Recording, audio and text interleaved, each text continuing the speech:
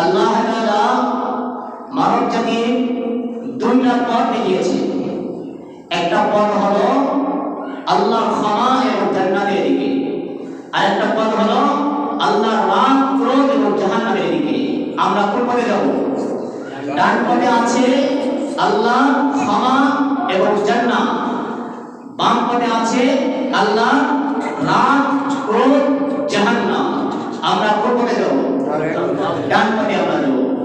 তাই আল্লাহ তাআলা এটাই বলে দিয়েছেন, ওয়াসারিউ ইলা মাগফিরাতিন মির রাব্বিকুম ওয়া জান্নাতিন আরদুহাস সামাওয়াতু ওয়াল আরদ উইদ্দাত লিল মুত্তাকিন। তোমরা ছুটে যাও, অগ্রগামী হও, প্রতিযোগিতা করো আল্লাহর ক্ষমার দিকে এবং জান্নাতের দিকে। যে জান্নাত ছোট নয়, যে জান্নাত সংকীর্ণ নয়, যে জান্নাত আসমান এবং জমিন বিস্তৃত। বলেন সুবহানাল্লাহ।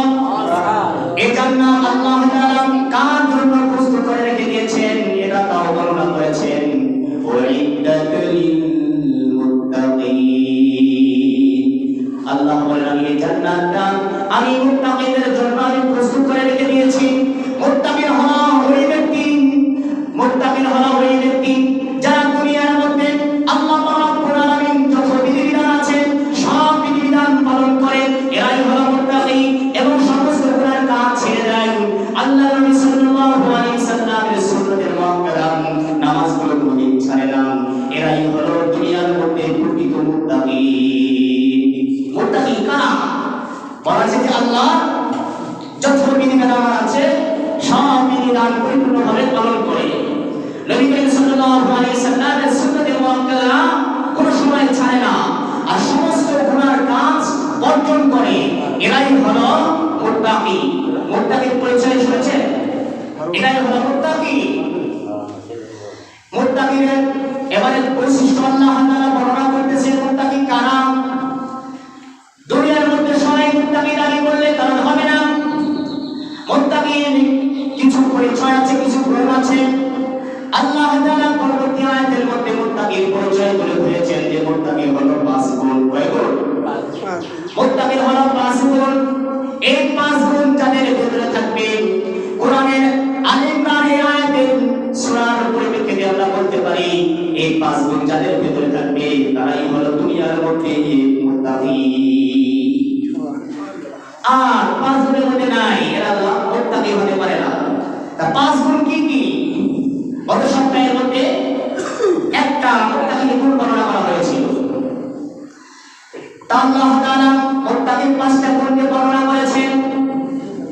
এক নম্বর মুত্তাকির গুণ সম্পর্কে আল্লাহ তাআলা বলেন, আল্লাযীনা ইউনফিকুনা ফিস-সাররা'i ওয়াদ-দাররা'i ওয়াল-কাযিমিনা আল-গায়যা ওয়াল-'আফিনা 'আনিন নাস ওয়াল্লাহু ইউহিব্বুল মুহসিনিন। আল্লাহ রাব্বুল আলামিন মুত্তাকি এক নম্বর গুণ করেন, আল্লাযীনা ইউনফিকুনা ফিস-সাররা'i ওয়াদ-দাররা, যারা সচ্ছল এবং অসচ্ছল উভয় অবস্থায় যারা আল্লাহর জন্য দান করে, আল্লাহর রাস্তায় দান করে, এরা হলো মুত্তাকি। যারা সুখে দুঃখে সর্ব অবস্থায়, যারা সচ্ছল অসচ্ছল উভয় অবস্থায় যারা আল্লাহর রাস্তায় দান করে, আল্লাহর জন্য দান করে, আল্লাহর ঘরের জন্য দান করে, নবী করিম সাল্লাল্লাহু আলাইহি সাল্লাম পুরস্কারের জন্য দান করে, এরাই হলো মুত্তাকি। এরাই কি? মুত্তাকি। তাওয়াজুহ জুমার মধ্যে বলা হয়েছিল যে নবী করিম সাল্লাল্লাহু আলাইহি সাল্লাম সাহাবাদের মধ্যে অনেক গরীব ছিল। অনেক গরীব থাকার পরেও আল্লাহ রাসূল সাল্লাল্লাহু আলাইহি সাল্লাম গরীব সাহাবীদের কোলে বলতেছে, ও সাহাবী তোমরা আল্লাহর রাস্তায় দান করো, কারণ আল্লাহর ধনভাণ্ডারে কম নাই। কম আছে? কম না। তাই এই দান বিষয়ে বিস্তারিত আলোচনা গত জুমার মধ্যে হয়ে গেছে। আমরা যদি আল্লাহর খুশির জন্য যদি 1 টাকা দান করি, আল্লাহ তাআলা যে আমরা খুশির জন্য ইখলাসের সাথে যে আমি দান করেছি, আল্লাহ এই দানটা অনেক বাড়ায় দেন। কাল কিয়ামতের দিন অনেক মানুষের আমলনামার মধ্যে এমন সওয়াব দেখবে, এমন প্রতিদান দেখবে, এই সমস্ত মানুষরা বলবে, রব্বুল আলামিন আমরা তো এত দুনিয়ার মধ্যে এত নেক কাজ করি নাই, আয় আল্লাহ ভুল করবে মনে হয় আপনার ফেরেশতারা ভুল করে আমাদের আমলনামা আমাদের কাছে দিয়ে দিয়েছে। আল্লাহ বলবেন না, ফেরেশতারা ভুল করে না। ফেরেশতারা ভুল করে? না, ফেরেশতারা ভুল করে না, এটা হলো তোমার আমল না। ও বান্দা, তুমি দুনিয়ার মধ্যে আমি যে রাস্তায় খরচ করতে বলছি, তুমি ওই রাস্তায় দান করেছো, আমাকে খুশির জন্য তুমি আল্লাহ রাস্তায় দান করেছো। আমি এই দানটা গরু ছাগলের মতো খুশি লালন পালন করে আমি উহুদ পাহাড় সম পরিমাণ করে দিয়েছি। সুবহানাল্লাহ। তাই যখনই আমরা দান করব, তখন আমরা ইখলাসের সাথে আল্লাহর জন্য, আল্লাহকে খুশি করার জন্য আমরা দান করব। পারবো তো ইনশাআল্লাহ? আল্লাহ সবাইকে ইখলাসের সাথে, সচ্ছল অসচ্ছল, এখন আপনি সচ্ছল আছেন, আর্থিক অবস্থা ভালো যাচ্ছে, আপনি একটা দানের জন্য একটা ইসফার করেন, দানের জন্য একটা নির্ধারিত সংখ্যা আপনি নির্ধারণ করেন, আমি প্রতি মাসে 1000 টাকা 2000 টাকা দান করব। আপনি অভাবে অনটনের মধ্যে পড়ে গিয়েছেন, তখন আপনি কি মাসের মধ্যে 100 টাকা দান করতে পারবেন না? তাই এটাই বলা যে সচ্ছল ও অসচ্ছল উভয় অবস্থায় যারা আল্লাহ রাস্তায় দান করে, এরাই হলো কি মুত্তাকি। এবারে মুত্তাকি দ্বিতীয় নম্বরে বল, আল্লাহ তাআলা বলেন মুত্তাকির দ্বিতীয় নম্বরে হলো আল্লাযীনা ইউনফিকুনা ফিস-সাররা'i ওয়াদ-দাররা'i ওয়াল-কাযিমিনাল গায়যা ওয়াল-'আফিনা 'আনিন নাস। মুত্তাকি বান্দা শুধু সচ্ছল অসচ্ছল উভয় অবস্থায় দান করে না। মুত্তাকি বান্দার দ্বিতীয় নম্বর গুণ হলো তারা রাগকে হজম করে, ক্রোধকে তারা নিয়ন্ত্রণ করে। রাগকে কি করে? হজম করে। রাগ চেনেন আপনারা? মানুষ রাগ করে না? আমরা চরিত্র ভাষায় কি বলি? রাগ করছে, উচ্ছা হয়েছে, রাগান্বিত হয়েছে, চিন্তা গেছে, যে ভাষায় প্রচলিত আছে, চরিত্র ভাষায় আমরা অনেকে বলি।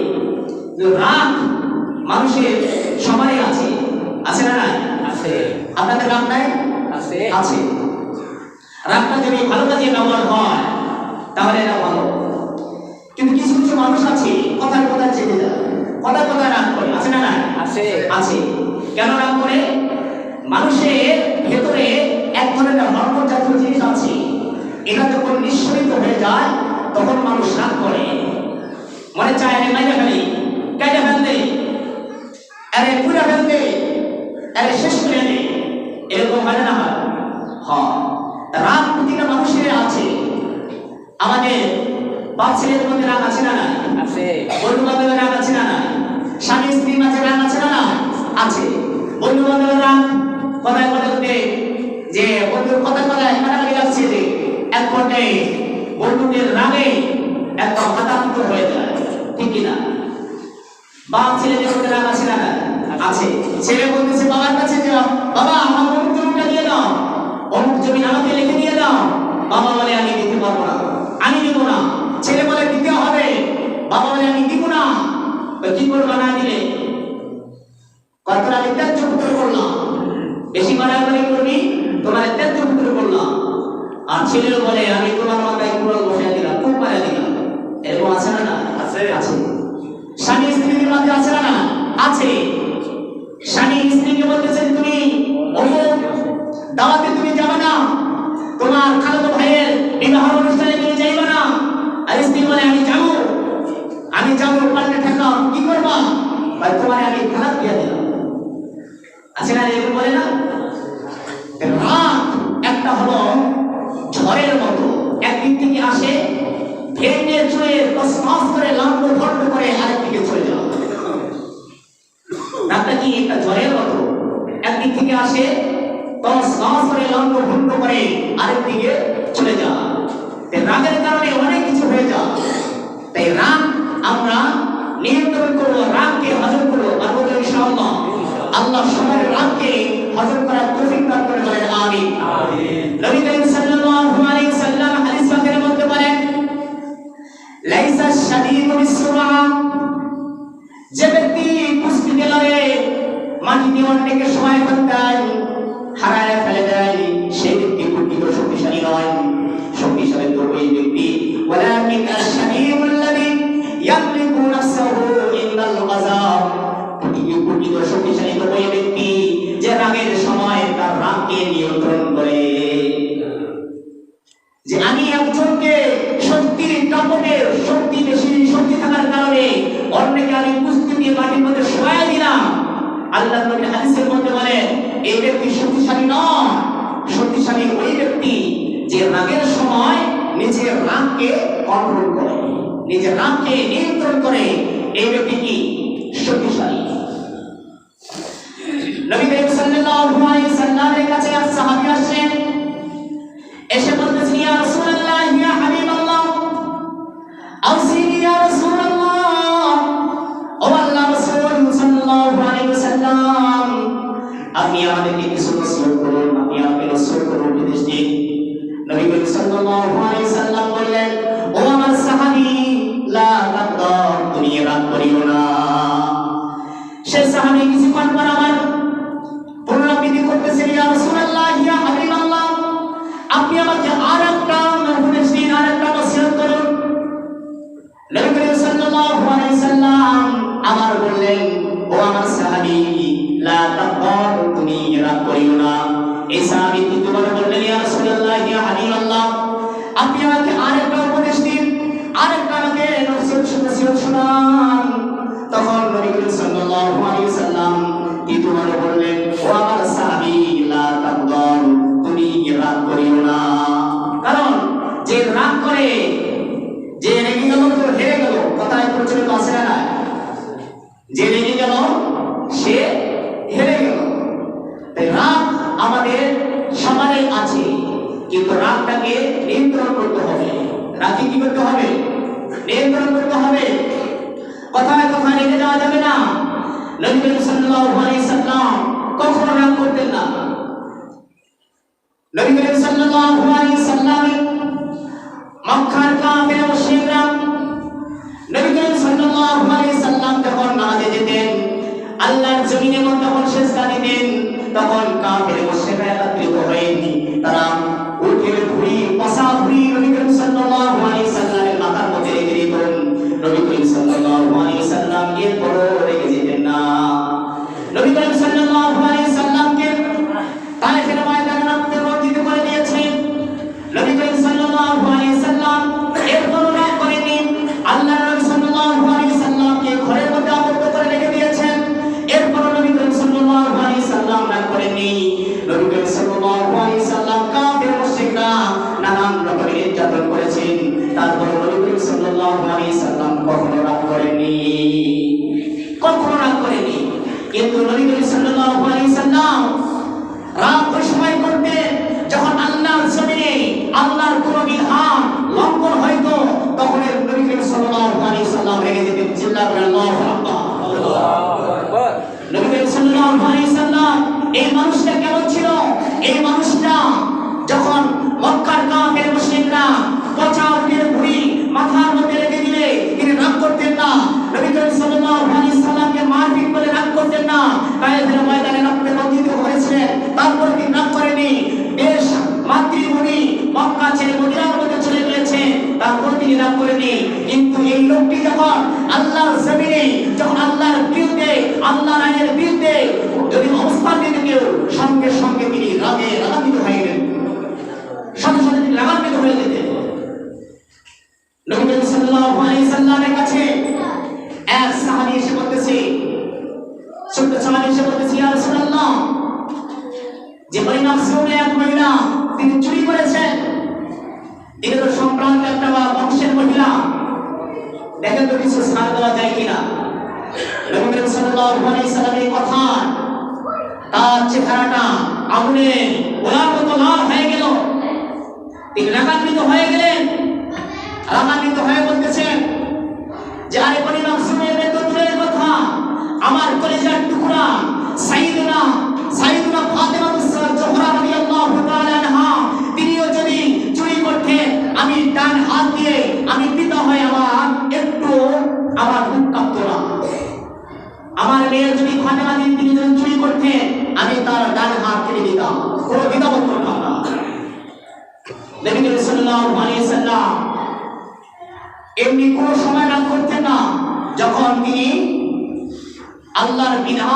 আল্লাহর বিধানের বিরুদ্ধাচরণ কেউ করতো, সঙ্গে সঙ্গে তিনি রাগ করে ফেলতেন।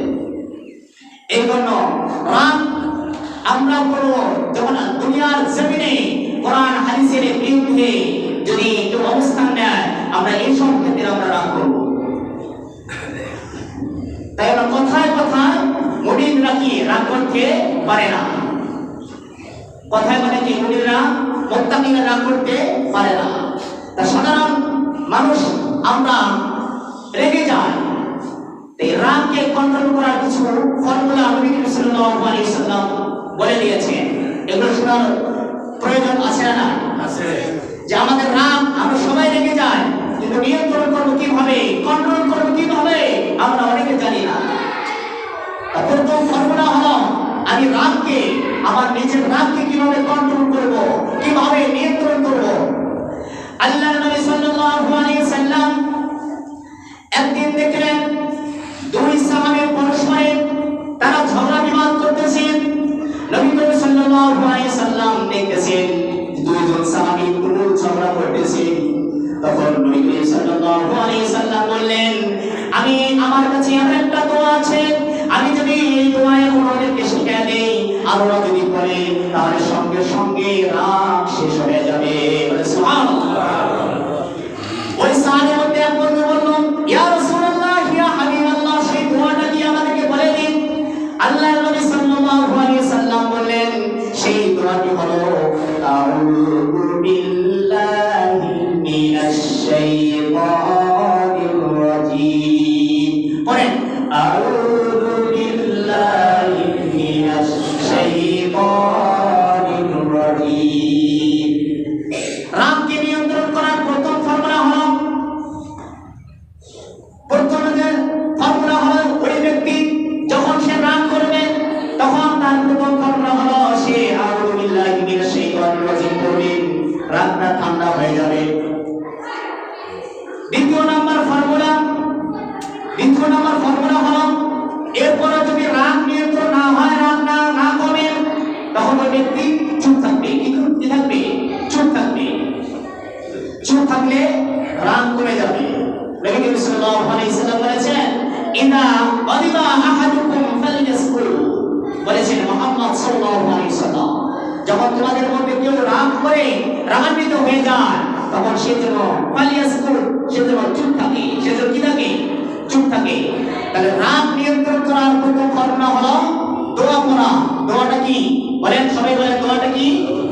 আউযু বিল্লাহি মিনাশ শাইতানির রাজীম। দ্বিতীয় ফর্মুলা হলো চুপ থাকা। তিন নম্বর ফর্মুলা হলো যে অ্যাকশন কমিয়ে দেওয়া। অ্যাকশন কি? কমিয়ে দেওয়া। অ্যাকশন কমিয়ে দেওয়া।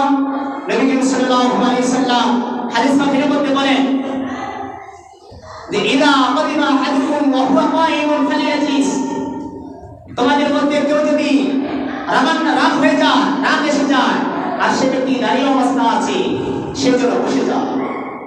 সে যেন বসে যায়। কথা বুঝতেছেন? যে কেউ যদি দাঁড়ানো অবস্থায় কেউ যদি রাগ করে, সে ব্যক্তি কি করবে? বসে যাবে। ফাইন যাহাবা আনহুল গাদাব, এরপরেও যদি রাগ না করে, তারপরে যদি রাগ থেকে যায়, নবী সাল্লাল্লাহু আলাইহি ওয়াসাল্লাম বলেন ফালইয়াসতাজিব, সে ব্যক্তি কি করবে? শুয়ে পড়বে। সে ব্যক্তি কি করবে? শুয়ে পড়বে। আর শোয়ানো ব্যক্তি যদি রাগ করে কি করবে? কি করবে বলেন? শোয়ানো অবস্থায় যদি রাগ করে তাহলে সে কি করবে? সে চোখ বন্ধ করে ঘুমতে হবে, সুন্দর সুন্দর স্বপ্ন দেখা শুরু করবে, রাগ শেষ হয়ে যাবে। এটা হলো তিন নম্বর ফর্মুলা। তিন নম্বর ফর্মুলা কি? অ্যাকশন কমিয়ে দেওয়া। অ্যাকশন কি? কমিয়ে দেওয়া। ইদা গাদিবা আহাদুকুম ওয়া হুয়া কায়িমুন ফালইয়াজলিস, কোন ব্যক্তি যদি দাঁড়ানো অবস্থায় কেউ যদি রাগ করে, ফালইয়াজলিস, সে বসে যাবে। ফাইন যাহাবা আনহুল গাদাব ওয়া ইল্লা ফালইয়াসতাজিব, এরপর যদি সে রাগ থেকে যায়, বসে অবস্থা যদি রাগ তার থেকে যায়, বা বসে অবস্থায় তার রাগ এসে যায়, সে ব্যক্তি শুয়ে পড়বে। আর শুয়ে থাকলে চোখ বন্ধ করে কি করবে? ঘুমাবে, আর সুন্দর সুন্দর স্বপ্ন দেখবে, রাগ শেষ হয়ে যাবে। এটা কত নম্বর ফর্মুলা? তিন নম্বর ফর্মুলা। চতুর্থ নম্বর ফর্মুলা হলো নবী সাল্লাল্লাহু আলাইহি ওয়াসাল্লাম বলেছেন, সে ব্যক্তি ঠান্ডা পানি দিয়ে ওযু করবে। কি করবে? ঠান্ডা। বলেন, সবাই বলেন, ঠান্ডা পানি দিয়ে ওযু করবে। কেন ওযু করবে? তাফসীর ইবনে কাসিরের মধ্যে এই হাদিসটা উল্লেখ করা হয় যে ইন্নাল গাদাবা মিনাশ শাইতান, রাগ আসে, ক্রোধ আসে শয়তানের পক্ষ থেকে। কার পক্ষ থেকে? শয়তানের পক্ষ থেকে। রাগ আসে কার থেকে? শয়তানের পক্ষ থেকে। ইন্নাশ শাইতানা খুলিকা মিনান নার, যে আর শয়তান হলো কিসের তৈরি? সবাই বলেন, শয়তান কিসের তৈরি? আগুনের তৈরি। ওয়া ইন্নাশ শাইতানা খুলিকা মিনান নার, শয়তান হলো কিসের তৈরি? আগুনের তৈরি। ওয়া ইন্নানা তুতফাউন নারু বিল মা, আর পানি আর আগুন নিভে যায় কিসের দ্বারা? পানি দ্বারা। এই জন্য বলেন নবী করিম সাল্লাল্লাহু আলাইহি সাল্লাম বলেন, ফাইদা ওয়াদাবা আহাদুকুম ফালইয়াতাওয়াদ্দা, তোমাদের মধ্যে যদি কেউ রাগ হয়ে যায় বা রাগান্বিত হয়ে যায়, ফালইয়াতাওয়াদ্দা, সে ব্যক্তি যেন ওযু করে। সে কি করে? ওযু করে। তাহলে চতুর্থ নম্বর ফর্মুলা হলো যে রাগ নিয়ন্ত্রণের ফর্মুলা হলো যে সে কি করবে? সে কি করবে? ওযু করবে। ঠান্ডা পানি দিয়ে কি করবে? ওযু করবে। কেন? রাগ এসে শয়তানের পক্ষ থেকে, আর শয়তান হলো আগুনের তৈরি।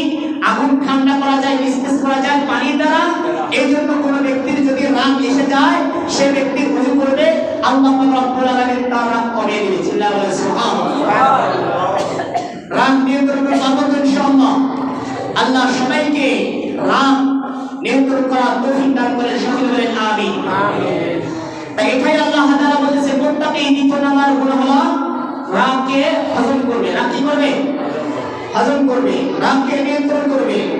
তৃতীয় নাম্বার গুণ আল্লাহ তাআলা বলেন, আল্লাযীনা ইউনফিকুনা ফিস-সাররাই ওয়াদ-দাররাই ওয়াল-কাযিমিনাল গায়যা ওয়াল-আফিনা আনিন-নাস ওয়াল্লাহু ইউহিব্বুল মুহসিনিন। মুত্তাকি বান্দাদের তৃতীয় নাম্বার গুণ হলো তারা মানুষের অন্যায়কে মাফ করে দিবে। মানুষের অন্যায়কে মাফ করে দিবে। মানুষের অন্যায়কে কি করে দিবে? মাফ করে দিবে। কিন্তু আমরা মাফ করে দিতে চাই না। একজন আমাকে কষ্ট দিয়েছে, আমাকে 2 বছর 3 বছর আগে একজন আমাকে মার দিয়েছে, আমি এই রাগটা ক্ষোভটা আমি গরু ছাগলের মতো লালন পালন করি, বড় করি। কোন দিন সুযোগ পাই, সুযোগ পাইলে আমি কোন মাইরা দেব। আছে না? না আছে। তাই মুত্তাকি তৃতীয় নাম্বার গুণ কি? ওয়াল আফিনা আনিন নাস। মুত্তাকি বান্দার তৃতীয় নাম্বার গুণ হলো মানুষের অন্যায়কে কি করে দিবেন? মাফ করে দিবেন। আর মাফ করে দেওয়ার গুণটা হলো আল্লাহ তাআলার মাফ করে দেওয়ার গুণটা কার? আল্লাহ। যদি আমি আল্লাহর কাছে মাফ পেতে চাই, তাহলে আমি নিজেদেরকে মানুষদেরকে আমি মাফ করে দিই, তাহলে আল্লাহ আমাকে মাফ করে দেবে। কিন্তু আমি অন্যকে আমি মাফ করতে চাই না।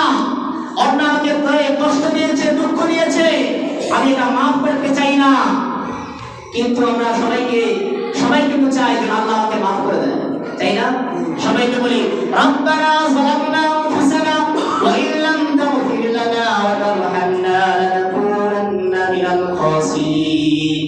আমরা নামাজের সময় বলি না যে আয় আল্লাহ, আমি নিজের নফসের উপর জুলুম করেছি, আমি গুনার কাজ করেছি, আয় আল্লাহ তুমি আমারে মাফ করে দাও, মাফ করে দাও।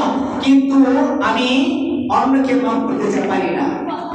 আমি আল্লাহর কাছে থেকে কিন্তু মাফ চাই। আল্লাহ বলেন, বান্দা তুমি আমি মানুষকে মাফ করে দাও। কায়দায় উসুল হলো যে আমি যদি মানুষকে মাফ করে দেই, তাহলে আল্লাহ তাআলা আমাকে মাফ করে দিবেন। চিল্লায়ে বলেন সুবহানাল্লাহ। কারণ মাফ করে দেওয়ার গুণটা, সিফতটা, এই বৈশিষ্ট্যটা হলো আল্লাহ। কাল কিয়ামতের দিন ওই সমস্ত বান্দাদেরকে বলবেন, ও বান্দা, এই মাফ করে দেওয়ার গুণটা, সিফতটা, বৈশিষ্ট্য হলো আমার। বান্দা তুমি বান্দা হওয়ার পরেও অন্যের ব্যক্তি তুমি কষ্ট দিয়েছে, কষ্ট দেওয়ার পরেও তুমি তাকে মাফ করে দিয়েছো। ও বান্দা, এই গুণটা, এই সিফতটা আমার থাকার কারণে যাও আমি তোমাকে মাফ করে দিলাম। বলেন সুবহানাল্লাহ। আল্লাহ নবী সাল্লাল্লাহু আলাইহি সাল্লাম এক ভরা মজলিসে নবী করিম সাল্লাল্লাহু আলাইহি সাল্লাম বললেন, এই মজলিসের মধ্যে এমন এক সাহাবী আসবেন, এমন এক সাহাবী যখন আসবেন, এই সাহাবী যখন এমন যে সাহাবী এই মজলিসের মধ্যে আগমন করবেন, এই সাহাবী হলো জান্নাতি। বলে সুবহানাল্লাহ। সবাই বলল যে কে আসে? দেখলেন সাহাবী, এক আনসারী সাহাবী আগমন করে জায়গার মধ্যে বসে গেছে।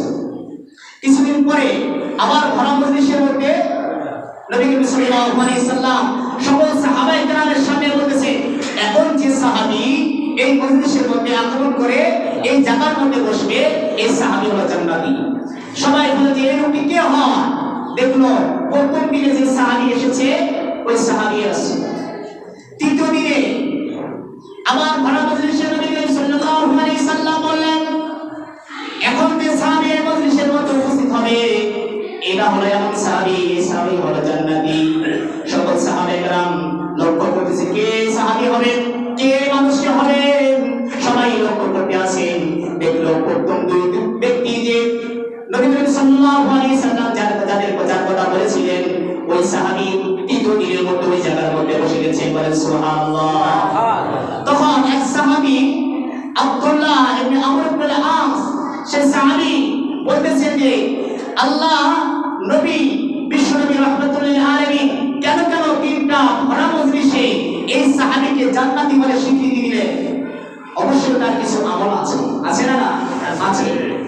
আব্দুল্লাহ ইবনে আমর ইবনে আস সে চিন্তা ভাবনা করলো, আমি এই আনসার সাহাবীকে ফলো করব, এর বাড়িতে যাব, আমি দেখব একই আমল করেন, এর গুণটা কি আমল আছে, আমি তার পর্বে যে আমলটা থাকবে আমি ওই আমলটা আমিও করব। আব্দুল্লাহ ইবনে আমর ইবনে আস এই সাহাবী বাড়ি থেকে ওই সাহাবী ওই আনসারী সাহাবীর কাছে চলে গেলেন। আনসারী সাহাবীর কাছে গিয়ে বলতেছেন, ও আনসারী সাহাবী, আমি তোমার বাড়িতে আমি 2-3 দিন মেহমান থাকতে চাই। তখন আনসারী সাহাবী বললেন, ঠিক আছে তুমি ব্যবস্থা করো, এই যে তোমার একটা ঘর, এই ঘরে তুমি থাকবা, এই ঘরে আমি থাকবো। একদিন, 2 দিন, 3 দিন থাকলো আব্দুল্লাহ ইবনে আমর ইবনে আস, তিনি থাকলেন। কিন্তু আব্দুল্লাহ তিনি বলেন তাকে, ওই আনসারী সাহাবীকে বলেন, ও সাহাবী, ও আল্লাহর নবী সাহাবী, যে আমি 3 দিন তোমার বাড়িতে অবস্থান করলাম, 3 দিনের মধ্যে তো আমি নতুন কিছু আমল দেখলাম না। নামাজের সময় হলে তুমিও নামাজ পড়ো, আমিও নামাজ পড়ি, তাহাজ্জুদের সময় হলে তুমিও তাহাজ্জুদ পড়ো, আমিও পড়ি, তুমিও কোরআন তাসবিহ আল্লাহর জিকির করো, আমিও করি, অথচ তোমার চেয়ে আমি বেশি আমি করি জাহিরি ভাবে, বাহ্যিক ভাবে তোমার তো অন্য কোনো আমল, এক্সট্রা আমল করে আমি দেখলাম না। তখন সে আনসারী সাহাবী বলল, ও আব্দুল্লাহ, ও আব্দুল্লাহ শুনে রাখো, আমি কোন আমল করতেছি, কোন আমল বদলে আল্লাহর নবী বিশ্বনবী সাল্লাল্লাহু আলাইহি সাল্লাম আমাকে 3 দিনটা ভরা মজলিসে আমাকে জান্নাতে স্বীকৃতি দিয়েছেন, আমি তা জানি না। ও আব্দুল্লাহ, তবে এটা হতে পারে যে, ও আব্দুল্লাহ এটা হতে পারে যে আমি যখন সারাদিন পরিশ্রম করার পরে যখন আমি ইশার নামাজ পড়ে রাতের বেলায় আমি যখন শোয়াম, রাতের বেলা যখন আমি বিছানার মধ্যে শুয়ে যাই, তখন আমি দুনিয়ার দিনের বেলা যত মানুষ আমাকে কষ্ট দিয়েছে, যত মানুষ আমাকে কষ্ট দিয়েছে, এই সমস্ত মানুষদেরকে আমি কষ্টেও আমি ভুলে যাই, আমি সবাইকে আমি মাফ করে দিয়ে দেই। অথবা এই ইসলাম আমলের কারণে আল্লাহ নবী সাল্লাল্লাহু আলাইহি সাল্লাম ভরা মজলিসে 3 বার জান্নাতের স্বীকৃতি দিয়েছেন। তাই এই মাফ আমরা কিন্তু করতে চাই না, এই মাফ করতে চাই না, তাই আমরা মাফ করা শিখি। আমরা আল্লাহর কাছে সবাই মাফ পেতে চাই না, আমরা বলি যে আল্লাহ আমি কিন্তু কোনো গুনাহ কারণে আমাকে তুমি মাফ করে দিয়ে দাও। আল্লাহ যেভাবে চলতে, আল্লাহ যেভাবে চলতে কথা ছিল আল্লাহ সেভাবে চলতে পারি না, আল্লাহ তোমার হুকুম আহকাম বিধিবিধান পালন করতে পারি না, সুন্নতের আমল করতে পারি না, আয় আল্লাহ তুমি আমাকে মাফ করে দাও। আমরা সবসময় আল্লাহর কাছে মাফ চাই, প্রতিটা ওয়াক্তে প্রতিটা নামাজে আল্লাহর কাছে দোয়া করে আমরা মাফ চাই। কিন্তু আমি কিন্তু একটু সাধারণ অন্য মানুষ কষ্ট দেওয়ার কারণে এই কষ্টটা ভুলেও যাই না, আমি মাফ করে দিই না। কথা বলেন ঠিক কিনা? এই জন্য 3 নাম্বার মুত্তাকি, 3 নাম্বার গুণ হলো যে মানুষের অন্যায়কে মানুষকে কি করে দেওয়া, মাফ করে দেওয়া। তাহলে মুত্তাকি 5 নাম্বার গুণের মধ্যে 1 নাম্বার কি? সচ্ছল অসচ্ছল উভয় অবস্থায় আল্লাহর রাস্তায় আল্লাহর জন্য কি করা, দান করা। 2 নাম্বার রাগকে হজম করা। 3 নাম্বার মানুষকে মাফ করে দেওয়া। এই 3টা গুণে যদি আমি আমল করি, আল্লাহু ইউহিব্বুল মুহসিনিন, আল্লাহ তাআলা মুহসিন সৎকর্ম শিল্পীকে ভালোবাসেন।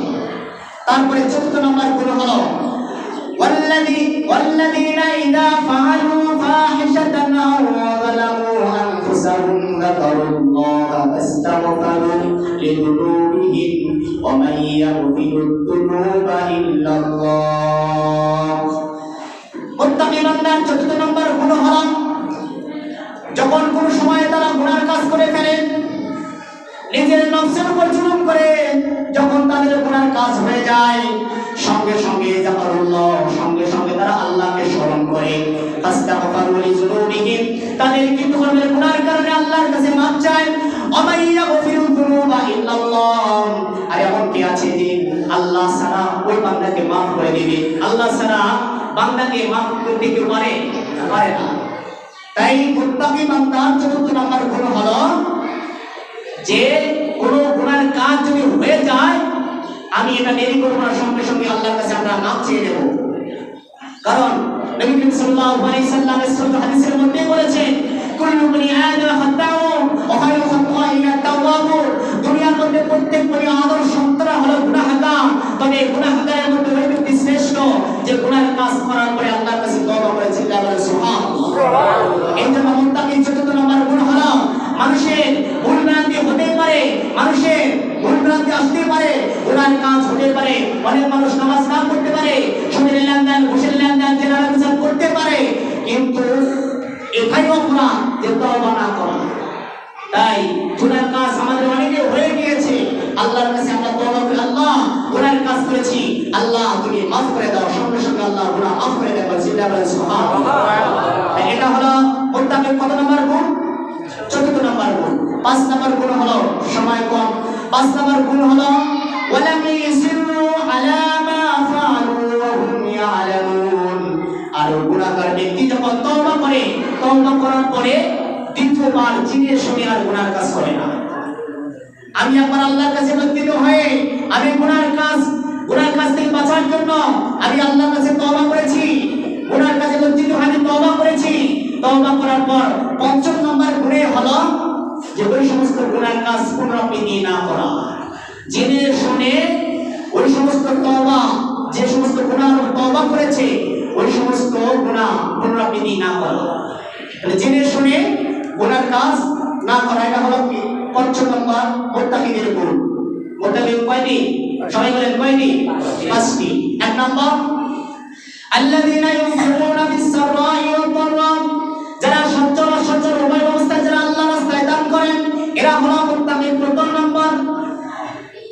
নম্বর গুণ দ্বিতীয় নম্বর গুণ হলো ওয়াল কাযিমিনাল গায়যা যারা রাগকে হজম করে তৃতীয় নম্বর গুণ হলো ওয়ানাফিনা আনিন নাস মানুষকে কি করে মাফ করে দিয়ে দেয় চার নম্বর গুণ হলো মানুষের যখন কোনো গুনার কাজ হয়ে যায় এই গুনার কাজ হওয়ার পরে সঙ্গে সঙ্গে আল্লাহকে স্মরণ করে আর তাদের গুনার জন্য মাফ চেয়ে নেয় এটা হলো চতুর্থ নম্বর গুণ আর পঞ্চম নম্বর গুণ হলো জেনে শুনে আর কোনো গুনার কাজ করে না আল্লাহ রাব্বুল আলামিন এই পাঁচ গুণে অন্তর্ভুক্ত হয়ে জিন্দেগি পরিচালনা করার